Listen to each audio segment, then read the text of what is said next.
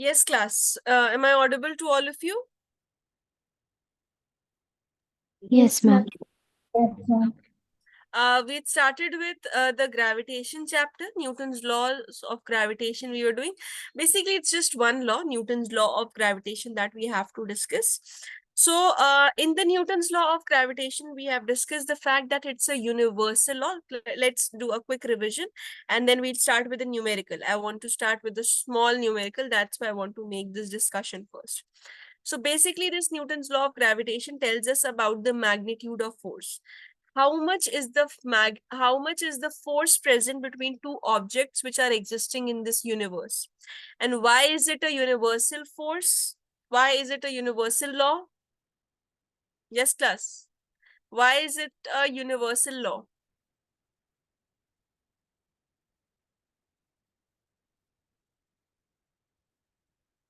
When can you say anything is universal in physics? When When it it applies exists to in everything in the universe. universe. Yes, Abir? When it applies to everything in the universe. Where it applies to everything in the universe, correct? And when it is constant, yes, Jesslyn Ali, correct. See, universal means it is constant, but this is something like something related to your medium. That universal means in every medium or in any medium. If I take two masses and I put them in I just merge them in the water, whatever will be the Newton's law of gravitation, means the gravitational force that will be present. This will be let's say this will have some value, that is capital G. Now I take those two same masses, exact same masses, which I kept and submerged into water. Now I take them back to air and then I calculate the gravitational force which is coming. Again, I dip them in oil and then I see what is the gravitational force. In all of these three cases, I'll get the same exact answer because it is constant thing which you have mentioned. But moreover, it doesn't change with medium. Okay, there are forces, there are variables, there are quantities which determine how the forces are changing with the medium, and that is not the case of Newton's law of gravitation. Okay, we had discussed the formula also, how to calculate it. So 2 points were there which were necessary for you to understand. First one, that the gravitational force is directly proportional to m1 and m2, and it follows the inverse square rule, means it is directly proportional to 1 by r square or inversely proportional to r square. There's a difference when we say force is directly proportional to 1 by r square. It is directly proportional to 1 by r square. But if I'm talking about the denominator r, then the force is inversely proportional to the square of it, right? And we say it follows inverse square rule. So F is equal to G m1 m2 divided by r squared. This is the complete formula for it, for the gravitational force. And value of G. Yes, anybody who remembers this? Please remember this value. It is very important. 6.67 into 10 to the power minus 11. This value is very important. Okay. Yeah, this question. Yeah, answer, class. Then I'll start with gravity. Gravitational force will be over in this part. Answer, all of you.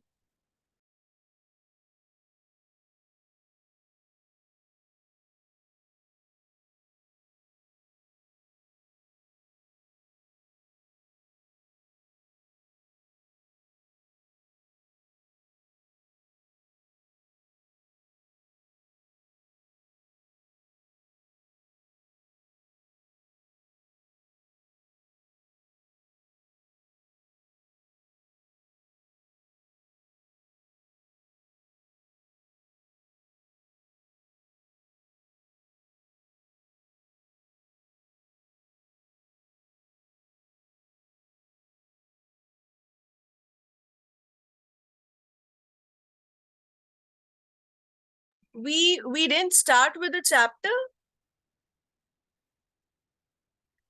in the last class. Okay. So gravitational part was left. The introduction Yes, ma'am. part was left. Yes. Okay, okay. So that chapter is completed. Rotation is completed. Yes, Yes, ma'am. ma'am. I Yes, hope no ma'am. portion of rotation is left. Okay, okay. Then don't solve it. Then you'll not understand. I'll tell you this. See. Then why didn't you people say initially? What were you waiting for? I was discussing and I was revising everything with you. What were you waiting for? You should have said before. Anyways, let's start with it. See, uh, if it's a fresh class, this is the new chapter, chapter 8. See, basically gravitation chapter is very important class. Very, very important. Why is it important? Firstly, the chapter is very easy. The formulas are also straight and it is easy to score marks here. That's why lots of questions act like filler in your marks to increase it. So it becomes important as a student for you. If you remember the chapter, if it is easy for you, so you can score good marks in that and it has a good weightage also. Fine, class? That is the first point. Secondly, why is it important is that in your class 12, when you will be going to class 12, you will have a portion of electrostatics. Okay, that is your entire first book in class 12. Few months are left. So that's why I'm telling you this.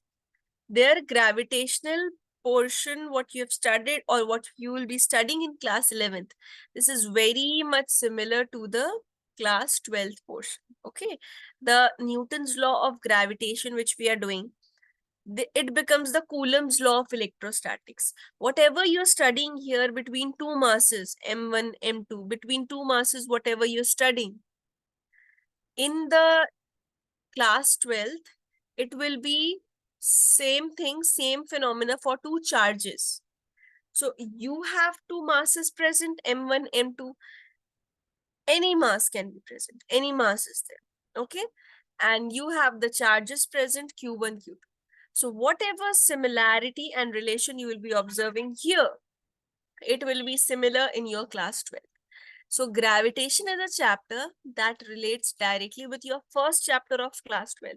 Because in the month of March, you'll be appearing for your exams in the month of Feb only. Class 12 begins a little earlier. So because in the finals, you'll be studying this chapter, so it will be fresh for you, freshly revised for you. And just 1 month after the first chapter will be started, so you should be able to relate it. And then it will be easier for you there also in class 12. That's why this chapter is important and it's not difficult. This chapter is not difficult. Rotation was much more difficult than this. I'll tell you this. There are tough questions from rotation. Gravitation is not difficult. Okay. Gravitation you can manage. Gravitation is a chapter that will be helpful and relatable to your motion under gravity also. So there are two things which we have to understand in this chapter. Firstly, this chapter is not very, very lengthy, but there are certain concepts. See, gravitational force we'll be discussing first. This first section is about gravitational force. Now, the gravitational forces are given by Newton's theory and Einstein's theory. Newton's law is very important and it's a basic law and it's not difficult. Okay. Then we have the gravitational potential, second part. Okay. The gravitational potential comes in the second part. And lastly, we have the gravitational energy, these three. But each part is related, interconnected. So you will be able to relate it first. So just understand from the basics. And it's actually not difficult. Gravitation, you'll find it easy and you'll like to study it also. Now, Newton's law of gravitation, let us start. So few things as I've told in the so-called revision of the class. Newton's law of gravitation is a universal law, which I was explaining you, that there are forces which change with the medium. Okay, there are some forces which will change with the medium. Like if I take two charges, two electrons, protons, neutrons, you must be aware. And even if not in your chemistry, you must have studied. So two electrons, if I take and I just put those two electrons into water and I calculate the force between them. Then I take those same two charges and I put them into oil and then I check the force. And then I take them out in the air, those two electrons, and then I calculate the force. All these forces will be different, completely different. because every medium has a quantity that will be governing its relation with the force and the medium. And what is that quantity? You don't need to right now understand. You have a full-fledged first book based on electrostatics only, electromagnetism only in your class 12th. What you have to remember in your class 11th is that this is invalid in case of Newton's law, that is gravitational force. If you have two masses which are dipped into water, same masses are taken out, dipped into oil, and same two masses are taken out and put in air, then all these three will be having the same exact value, exactly the same value. Okay? That is why we say this is the universal law. Universal law is related to the fact for every medium, which I was saying. So your answers were right. Without knowing if you have answered that, it means it's constant and it is not changing and everything. That is fine. Okay, but you have to understand medium is very important, because in physics, medium, leave medium. Just change of places make our answers different. Remember your kinematics? If we change the place of observation, that is the frame of reference, the answers are different. So how can the medium not affect things? So medium does affect things, but in case of Newton's law, it does not. So it's the universal law which is valid in every medium. If I am talking about the gravitational force between me and the laptop, I have a mass, laptop has a mass. So there will be a gravitational force present. That value of gravitational force will exist even if I am in space. The laptop and I, if we are in space, the gravitational force will be the same.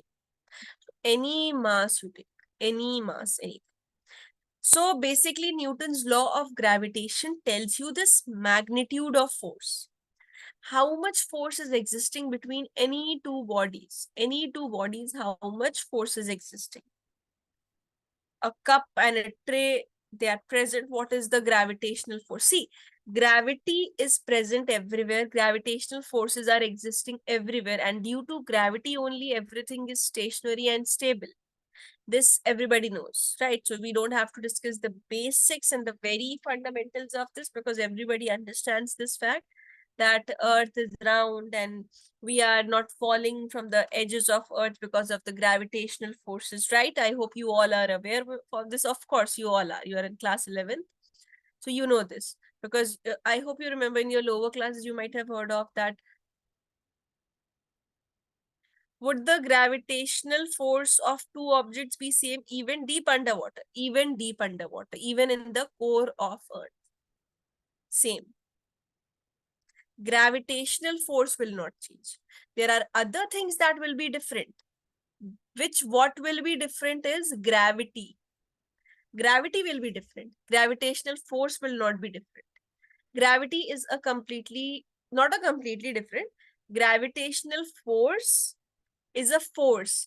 Gravity is your acceleration due to gravity. Remember, we say acceleration due to gravity. What is this gravity? Gravity is specifically the gravitational force of Earth. And within the Earth, outside of Earth, gravity will be different. Because gravity is specific. Gravity is the gravitational force for a particular planet. Earth has its gravitational force, which is different from the gravitational force of Jupiter. Because there are other mechanisms, the size and the moon's number, everything is different. So if we are talking about the gravitational force will be same even deep underwater. Okay, Shaima? It will be same everywhere, but gravity will be different. The value of acceleration due to gravity which we use is on the surface of Earth. If you go to mountains or higher altitude places, the value of acceleration due to gravity will also change. If you go deep inside the Earth, deep underwater, as you're asking, the value of gravity will be different, because gravity is the particular gravitational force of Earth, where we calculate the acceleration further, which is the acceleration due to gravity. Okay, gravitational force system, it's a universal force. If the medium is different, will gravity be the same? Medium is different as in within the surface. See, Gravity does not depend upon the medium. So medium you can change, it will be same. It depends upon few other things like the depth, like the height, like the rotation of Earth. If either of these components changes, then your gravity will be different. It is not depending upon the medium because it is directly related to your gravitational force, right? When you are asking, when Shaima is asking about even deep underwater, water is the medium, deep is the depth, it's the change, it's the height changing. So it's independent of this water thing. Water, you take underwater, under oil, under anything, say anything. You can change the medium. Your answer won't change. But this term, even deep or even higher, this factor is something which is different. Height, altitude, or the depth, or the rotation of Earth, these things will vary the gravity. Is it clear? Yes, ma'am. Zainab? Yes, ma'am. Okay. So yeah. So what's the Newton's law of gravitation? It helps us tell the magnitude of force. A similar law, you will have Coulomb's law in your class 12. So two masses are present, any masses, m1, m2, they are separated by a distance r. Now, there are two things, as I think I had taken a class earlier or something, that's why I got confused. So it's written here, there are 2 points which you have to remember. Gravitational force is directly proportional to m1 into m2. m1 is the mass of the object 1, m2 is the mass of object 2. When you take these masses and you multiply, that is the first point. Gravitational force is directly proportional to the product of m1 and m2. Second point, whatever is the separation r, the gravitational force is inversely proportional to the square of the distance between them. It's not inversely proportional to r. Otherwise, it would have been 1 by r. It is inversely proportional to second power of r. That is the square of r. So there's a difference which I was mentioning in the starting portion, starting part of the class also, that gravitational force is directly proportional to 1 by r square. See, it is directly proportional to 1 by r square, but it is inversely proportional to r square. Okay. So you focus on inversely proportional to r square, but why am I saying this? Because you have to, sometimes questions are there where you have to draw the graph. And if the graph comes to draw between gravitational force and 1 by r square, then it would be a straight line because it is directly proportional to 1 by r square. But when we are saying just r or just r square, that time it is inversely proportional. So these are two kinds of graphs. Anyways, we'll discuss this in the class. When we will come to that part, it will take time. Right now, focus on this, that it is inversely proportional to the square of the distance between them. That's why we say it follows the inverse square rule. This is important because there's a cluster of forces which have and follow this inverse square pattern. Like the law which I was mentioning, Coulomb's law in your electrostatics, it is also inverse square rule. That's why we say it follows inverse square rule, means the same thing, inversely proportional to the square of the distance between the force. Now you combine, what will it be? F is directly proportional to m1 into m2 divided by r square. And when you remove the proportionality sign, you put a constant. The constant here is this capital G. So F is equal to capital G m1 m2 divided by r square. What is F? The gravitational force. What is m1? What is m2? Both m1 and m2 are the masses. What is r? R is the separation between the masses. And what is this G? This is the constant, and this is the universal gravitational constant, which is making the force constant and universal. In your example, I'll give you in your class 12 when you'll be doing Coulomb's law. That time, this constant is not universal. That's why the forces are changing with medium.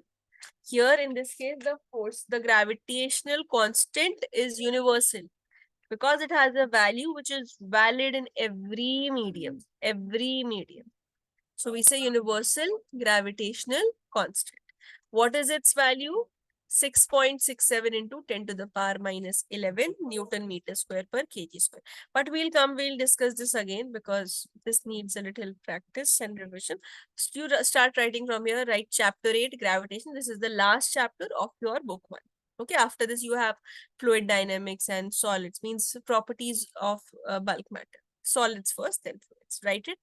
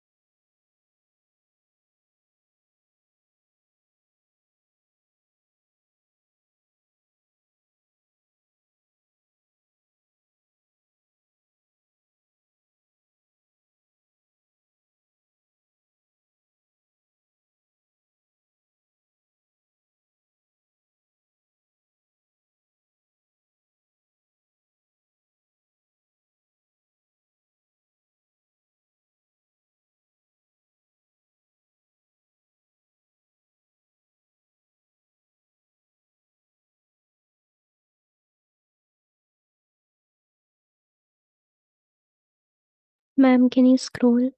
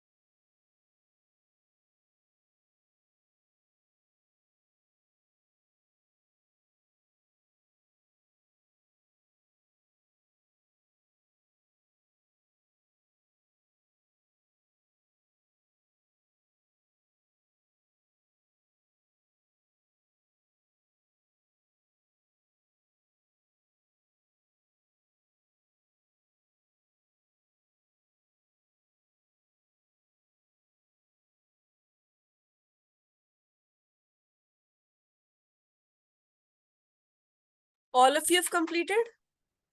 I hope nobody is writing. No, ma'am. Okay. See, the gravitational constant has a value, which I was saying that you have to remember. This value is 6.67 into 10 to the power minus 11, and it won't be mentioned in the question. So it's better if you remember it by yourself. Okay. This value you have to learn and remember. That's 6.67 into 10 to the power minus 11.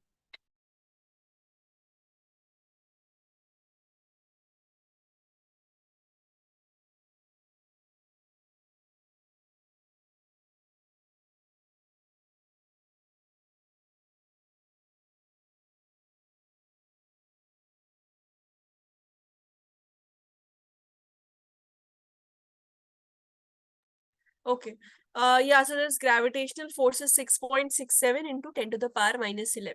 And SI units are also important because this universal gravitational constant will come in your units and dimensions also. You have various questions where you have to write down the dimensions of this gravitational constant. So in terms of that also it is important, and those students who are there from the starting, day one, they remember we have done this question also to find out the dimensions of the universal gravitational constant. So it is important in that chapter also. That's why the units are also important. It is independent of the medium. That's why it is universal. Now, certain properties. This is valid only for point masses or spheres, spherical bodies. And it's a conservative force. So conservative force, I hope you all remember, we have done that in work, energy, and power. A conservative force means it just depends upon the initial and final points. It does not depend upon the path that is being traveled. So it doesn't depend on the path traveled, just the initial and final point. Those are your conservative forces, like your gravitational forces, yeah, like your electrostatic forces. And the dissipative forces, which produce heat or sound, are the non-conservative forces. So they are, because they get dissipated. They are not conserved in nature. They get dissipated. That's why they are non-conservative forces. Best example is your frictional force, your viscous force. Frictional force, all of you are aware of. The viscous force, we'll be discussing it in the fluids. You have the chapter fluids. There you have viscosity topic. That time we'll discuss. Now, the question which I gave you in the beginning of the class, now you'll be able to solve this. Now tell me the answer. Okay? Or first write down this part.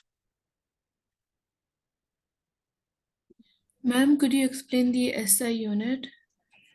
Because in the denominator it is a distance, then how is it kg square? What? Ma'am, could you SI unit. explain the... SI unit you're saying? Of G. Yes, ma'am. See, this is force is equal to G m1 m2 by r square. Now, write the formula for G from here. G is equal to F into r square. R has gone here. And m1 and m2 are in the denominator. For force, we write Newton. R square is meter square by mass 1 into mass 2 kg square. Clear? Yes, ma'am, clear. Okay. Right.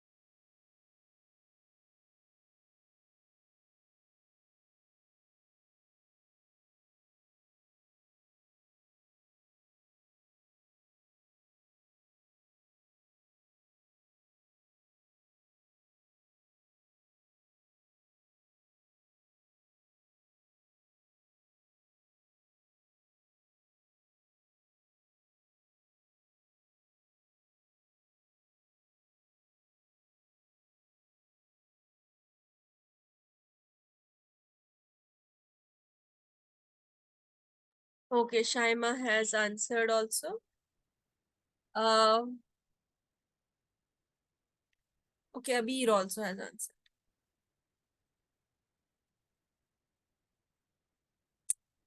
All right. Anyone else?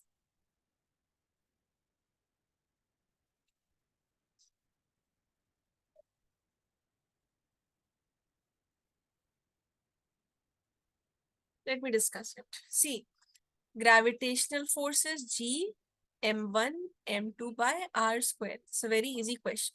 What is the value of G? 6.67 into 10 to the power minus 11. What is the first mass? 5. What is the second mass? 10 divided by separation is 10 into 10. Okay, so it will be, see, 10, 10 cancel, 5, 2. So this is straight away. Yeah, 3.33 into 10 to the power minus 11. Not 211 to the power minus 11. Minus रह जाएगा ना यहाँ पे तो. So this will be 3.33 or instead of 3 it's better. Not 33.35.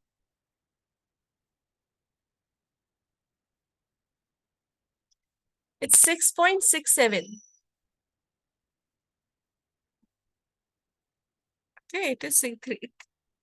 It won't be 33. And with positive 11 it is. Okay. So 3.32 something. So it will we'll round it off and it will be 3.33 into 10 to the power minus 11 Newton. Quickly write it. Then we have gravitation.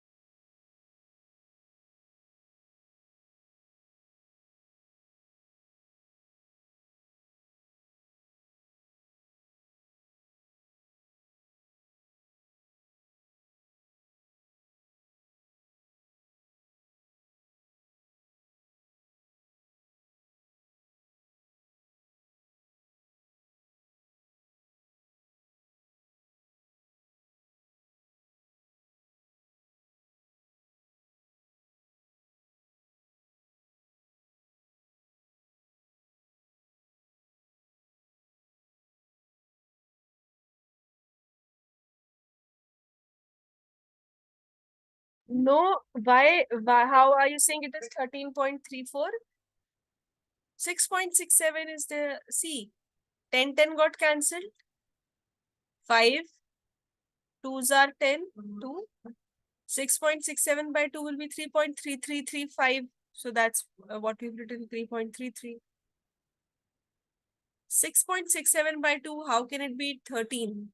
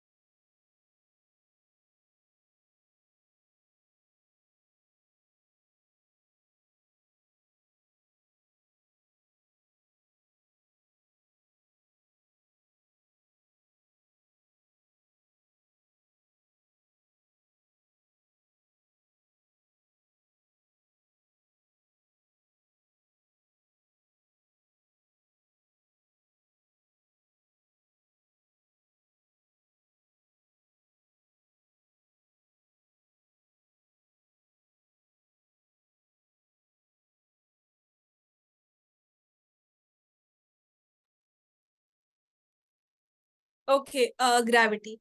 So the gravitational pull of the earth is gravity. Okay, gravity is a specific term when we are referring to the gravitational force of the earth. So see, what all changes will be there? The gravitational force is G m1 m2 divided by r square, right? Now the first mass, capital G, will be the same, it is universal.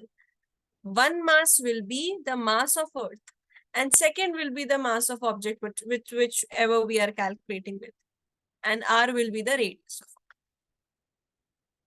it. It's like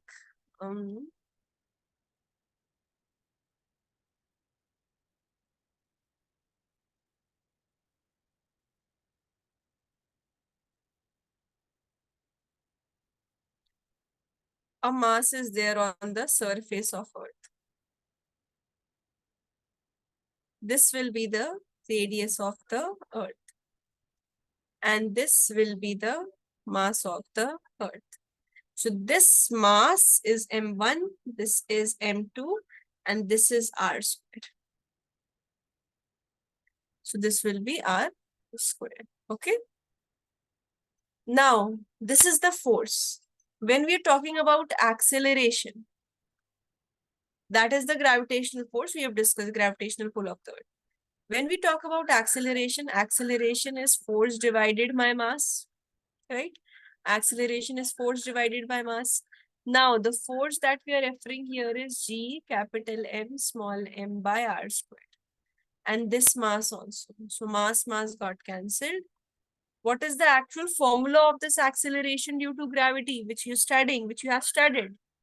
Motion under gravity, in every chapter, projectile motion, laws of motion, work energy and power, rotation, everywhere we have used, not in rotation, but in every chapter we have used acceleration due to gravity. So what's the formula of this? You just know that it's magnitude.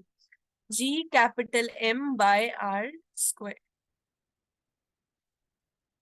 What is the meaning of each and everything here?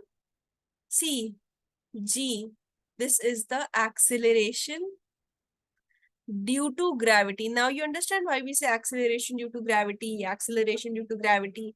G, the term G that is being used is actually the acceleration only. This is the acceleration when the gravitational force acts. When the gravitational force is acting, then the acceleration which is present is the acceleration due to gravity.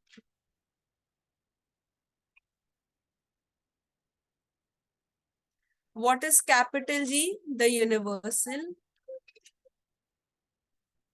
gravitational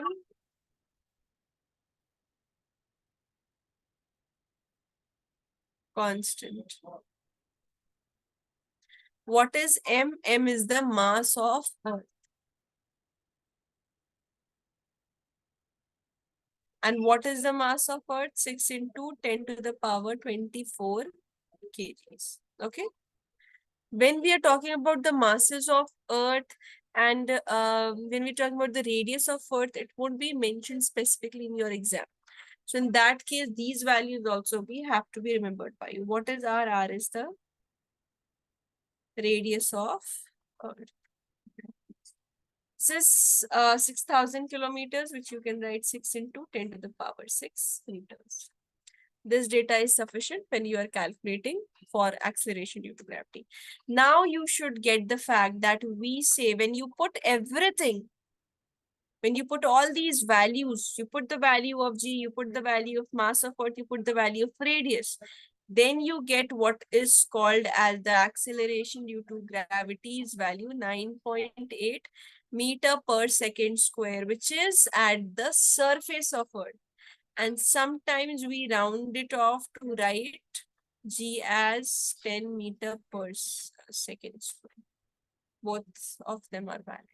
So G is independent of mass of the body. Mass of Earth was there in the formula. So it's independent of mass of the body. Earth है ना formula में, so Earth पे depend कर रहा है. Mass of the body means just दूसरी body है. वो तो formula में है ही नहीं. It has been deleted. It has been cancelled. It has been divided. So it is independent of that. Smaller object you take, a very small object. Let's say this pen, and a huge big mountain which is existing. Both have the value of G as 9.8 only at the surface. Because mass of body se to independent hai. It is independent of the size of the mass of the body. It depends on what? That is important. Mass of Earth, which is constant. Radius of Earth, constant. The gravitational constant is universal constant. That's fine. Okay. So it is independent of the mass of the body, the shape of the body and the size of the body. Write down this. Gravity, tell me first. Is it clear or not? Did you understand anything or not here? Yes, ma'am. Yes, ma'am. Yes, Are Yes, you ma'am. understanding or not? yes, ma'am. Yes, Yes. ma'am. Ali? Yes, ma'am. Write it.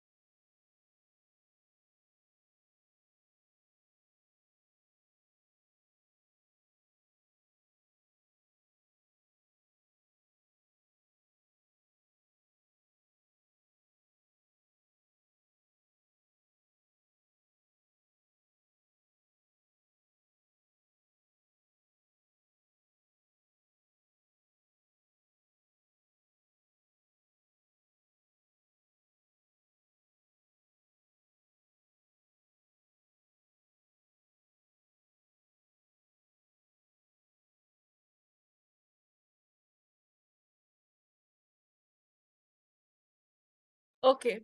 So, just the last topic for today. See, if you have multiple masses, M1, M2, M3, M4, M5 till Mn. So, individual forces will be, if I calculate the first force, it will be G M naught M1 by R12. If I calculate the second force between these two, it will be G M naught M2 by R2 square.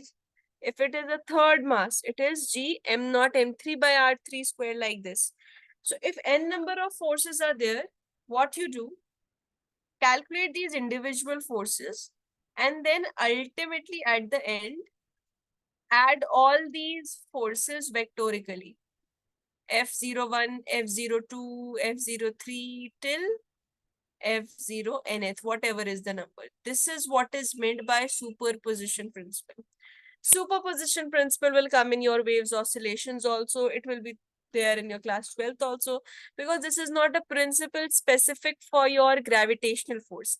This is a principle which we are using here to solve our problems. Superposition principle basically means that you have many quantities. So you take the individual quantity and then algebraically or vectorically add it depending upon it. So for a system of n interacting point masses, the net force on a given mass is vector sum of the forces due to individual masses. Write this also, then this will be the last topic for today.